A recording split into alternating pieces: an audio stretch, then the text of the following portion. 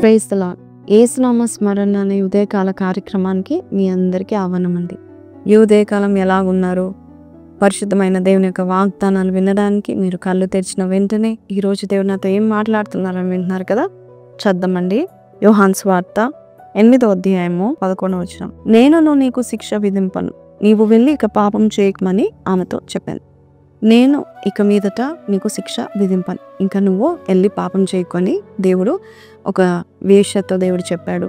ఆమె జీవితం మారిపోయింది. ఈరోజు మన జీవితాల్లో కూడా మనుషులు మనల్ని నువ్వు ఇది చేసావు అది చేసావని రాళ్ళు తీసుకొని మన మీద రాళ్ళు విసిరేస్తున్నా అక్కడ ఆ పాపాత్మరాలు యేసయ్య దగ్గర నిలిచింది కాబట్టి యేసయ్య ఆమె తరపున మాట్లాడాడు. పాపుల తరపున దేవుడు మాట్లాడతాడు, కానీ పాపాన్ని ఖండిస్తాడు. ఈరోజు నీవు ఒకవేళ పాపంలో ఉన్నట్లయితే పట్టబడుతున్నావేమో అని భయపడుతున్నావా? దేవుడు అంటున్నాడు, మరి మనుషులు నేను ఎంత నిందించినా నేను నిందించను, ఇప్పటికైనా నువ్వు మారు మనసు పొందుకో, ఇప్పటికైనా మంచి జీవితం జీవిస్తాను నువ్వు అనుకుంటే చాలు, నేను శిక్ష విధింపను కదా. అంతేకాదు నీకు ఒక మంచి జీవితాన్ని ఇస్తాను, శ్రేష్టమైన జీవితాన్ని ఇస్తానని దేవుడు చెప్తా ఉంటున్నాడు. ఈ ఒక స్త్రీ మరి ఒక్కతే నిలబడితే పురుషులందరూ రాళ్ళు తీసుకొని చిన్నలు మొదలుకొని పెద్దవారి వరకు ఆమె మీద రాళ్ళు వేసి చంప చూశారంట. కొన్నిసార్లు మనం చేసే తప్పుడు నిర్ణయాలు బట్టో మనం చేస్తున్న పనుల బట్టో పన్నెత్తి మాట అనడానికి మనుషులకు మనమే ఛాన్స్ ఇస్తూ ఉంటాం. అయితే ప్రభు అయినా కూడా జోక్యం చేసుకొని వస్తున్నాడు. నీ జీవితంలో కూడా దేవుడు జోక్యం చేసుకొని వస్తున్నాడు. గతంలో నువ్వు ఎన్ని పాపాలు చేసావో, ఎంత భయంకరమైన తప్పులు చేసినా కూడా నీవు ఆయన దగ్గరికి వచ్చి ప్రభా నన్ను క్షమించువా, నన్ను కాపాడవా, నేను ఒంటరిగా ఉన్నాను, దిక్కులేని దానిగా దిక్కులేని వాడుగా ఉన్నాను, నేను తప్పుల మీద తప్పులు చేస్తూ నీ గాయాన్ని రేపుతున్నాను అని నీవు ఆయన సన్నిధికి వస్తే నీ తరపున మాట్లాడతాడు. దేవుడు మాట్లాడితే ఎదిరించేవారు ఎవ్వరూ ఉండరు. యేసు ప్రభు ఈ స్త్రీ కొరకు నిలబడ్డాడు, ఈ స్త్రీ తరపున మాట్లాడాడు కాబట్టి అక్కడ మిగిలి ఉండడానికి ఎవ్వరు లేరంట. ప్రతి ఒక్కరూ ఏ రాళ్ళైతే తీసుకున్నా ఆ రాళ్ళు పడేసుకొని ఎవ్వరు వారింటికి వెళ్ళిపోయారంట. దేవుడు అలాగే ఆ స్త్రీ మాత్రమే ఉన్నారు. అప్పుడు దేవుడు అంటున్నాడు, అమ్మా నేను నిందించడానికి నేను శిక్షించడానికి వచ్చిన వారు ఏరి అన్నప్పుడు ఎవరు లేరు ప్రభా, వెళ్ళిపోయారు.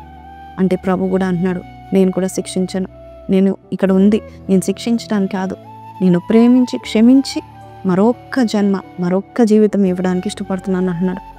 You are born again because God has changed your life. ఈరోజు ఈ మాటలు వింటున్నా నీవు మనుషులు పెట్టే నిందలను భయపడకు, దేవుని దగ్గర పరిగెత్తుకుంటారా, మనుషులు రాళ్ళు వేస్తున్నారని భయపడకు, దేవుని సన్నిధిలో సమీపంగా ఉండు.